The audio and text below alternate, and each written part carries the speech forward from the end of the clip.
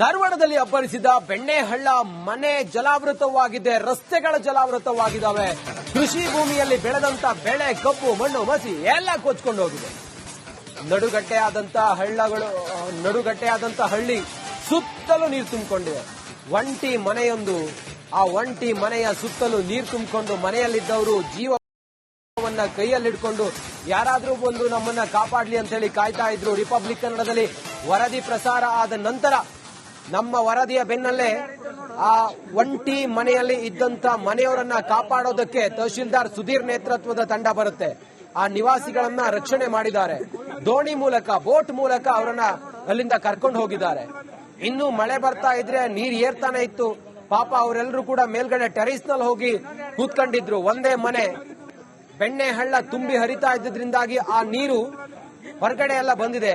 ಎತ್ತರದ ಪ್ರದೇಶದಲ್ಲಿ ಮನೆ ಮಾಡ್ಕೊಂಡಿದ್ರು, ಆದ್ರೂ ಕೂಡ ಮನೆಗೆ ನೀರು ನುಗ್ಗಿದೆ. ಹೊರಗಡೆ ಹೋಗ್ಲಿಕ್ಕೆ ಸಾಧ್ಯ ಇಲ್ಲ. ಮಳೆ ನಿರಂತರವಾಗಿ ಬರ್ತಾ ಇದೆ. ಅವರನ್ನ ಅಲ್ಲಿಂದ ಬಚಾವ್ ಮಾಡಿ ಆನಂತರ ಕರ್ಕೊಂಡು ಹೋಗಿದ್ದಾರೆ ಈಗ ತಹಶೀಲ್ದಾರ್. ರಿಪಬ್ಲಿಕ್ ಕನ್ನಡದಲ್ಲಿ ವರದಿ ಪ್ರಸಾರ ಆದ ನಂತರ ಅವರನ್ನ ಅಲ್ಲಿಂದ ರೆಸ್ಕ್ಯೂ ಮಾಡಿದ್ದಾರೆ. ಆ ದೃಶ್ಯವನ್ನ ತಾವೀಗ ನೋಡ್ತಾ ಇದ್ದೀರಿ. ರೆಸ್ಕ್ಯೂ ಮಾಡಿರುವಂತ ದೃಶ್ಯವನ್ನ ತಾವೀಗ ನೋಡ್ತಾ ಇದ್ದೀರಿ. ಆ ಮನೆಯಲ್ಲಿ ಮಕ್ಕಳಿದ್ರು, ವಯೋವೃದ್ಧರಿದ್ದು, ಮಹಿಳೆಯರಿದ್ರು. ಮನೆ ಸುತ್ತಲೂ ನೀರು ತುಂಬಿಕೊಂಡಿತ್ತು. ಆ ಕಡೆ ಈ ಕಡೆ ಮಿಸುಕಾಡೋದಕ್ಕೂ ಸಾಧ್ಯ ಆಗಿಲ್ಲ ಮನೆಯಿಂದ ಹೊರಗಡೆ ಬಂದವರಿಗೆ. ಎಲ್ಲಿ ಹೊಂಡ, ಎಲ್ಲಿ ಗುಂಡಿ, ಏನು ಎತ್ತ ಅನ್ನೋದು ಗೊತ್ತಾಗ್ಲಿಲ್ಲ.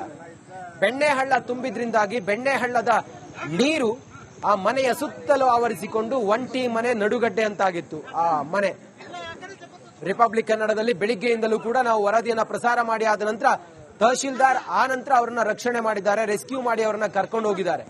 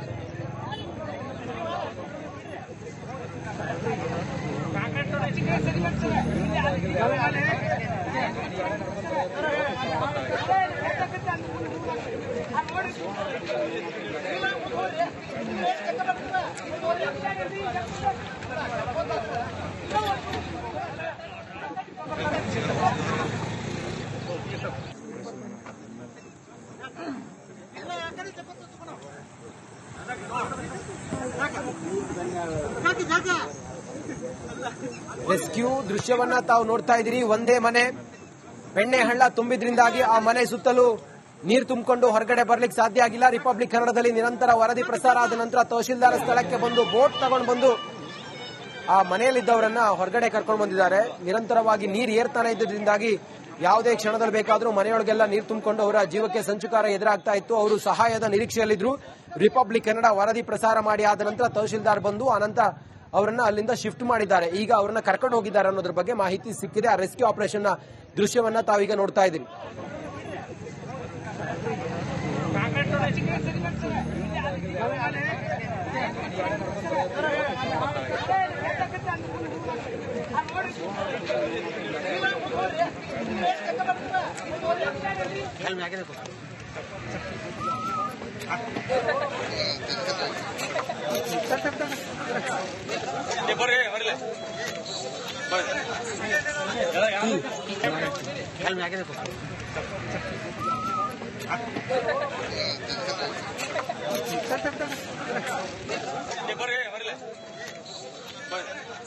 ದೃಶ್ಯದಲ್ಲಿ ತಾವು ನೋಡ್ತಾ ಇದ್ದೀರಿ. ಈ ಮಗು ಪಾಪ ಆ ಮನೆಯಲ್ಲಿತ್ತು. ಆ ಮಗು, ಅವರ ಮನೆಯವರು, ಅವರೆಲ್ಲರೂ ಕೂಡ ಆ ಮನೆಯಲ್ಲಿ ಸಿಲುಕಾಕೊಂಡವರಿದ್ರು.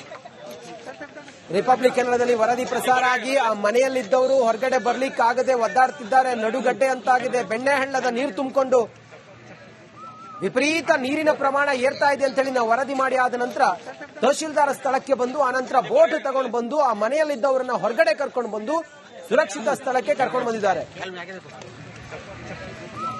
ರೆಸ್ಕ್ಯೂ ಮಾಡ್ತಾ ಇರುವಂತಹ ದೃಶ್ಯವನ್ನ ತಾವು ಗಮನಿಸ್ತಾ ಇದ್ದೀರಲ್ಲ.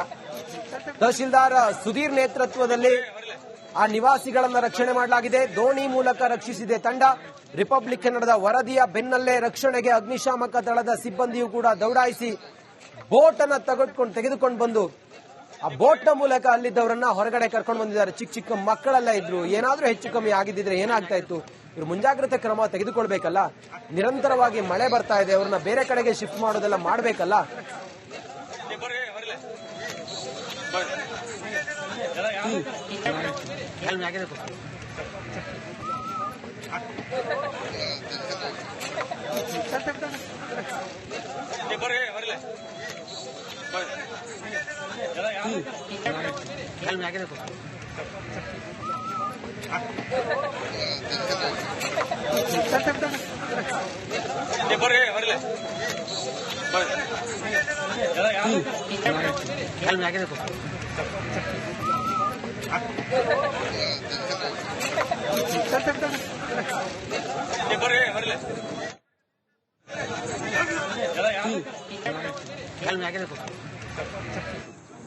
ಬೆಣ್ಣೆಹಳ್ಳ ಪ್ರವಾಹದಿಂದಾಗಿ ಜನರ ಬದುಕು ನೂರಾ ಬಟ್ಟೆಯಾಗಿದೆ. ಜನ ಪರಿತಪಿಸ್ತಾ ಇದ್ದಾರೆ ಓಡಾಡೋದಕ್ಕೆ ರಸ್ತೆಯಲ್ಲಿ ಒಂದ್ ಕಡೆಯಲ್ಲಾದ್ರೆ ಬೆಣ್ಣೆಹಳ್ಳದ ಅಕ್ಕಪಕ್ಕ ಇರುವಂತ ಮನೆಗಳಿಗೆಲ್ಲ ನೀರು ನುಗ್ಗಿ ಜನ ಒದ್ದಾಡ್ತಿದ್ದಾರೆ. ಜನರ ಬದುಕು ಮೂರಾ ಬಟ್ಟೆಯಾಗಿದೆ.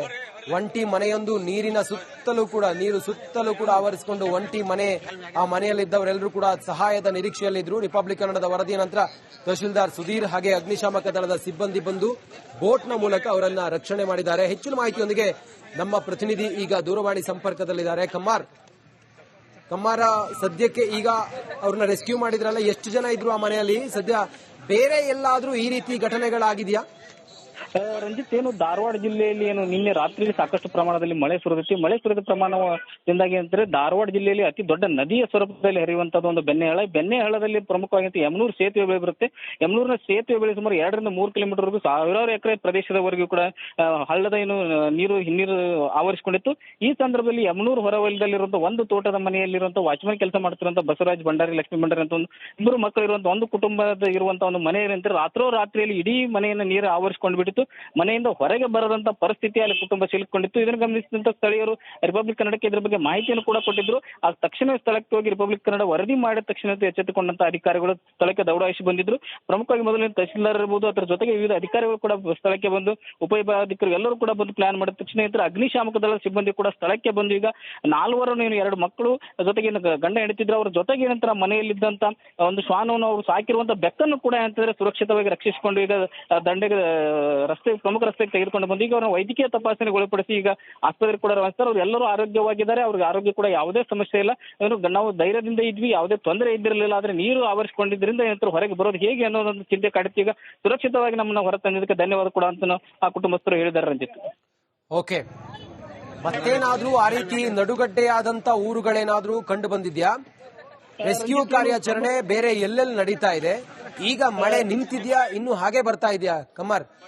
ರಂಜಿತ್, ಪ್ರಮುಖವಾಗಿ ಬೆಳಗಿನಿಂದ ಯಾವುದೇ ರೀತಿಯಲ್ಲಿ ಮಳೆ ಇಲ್ಲ.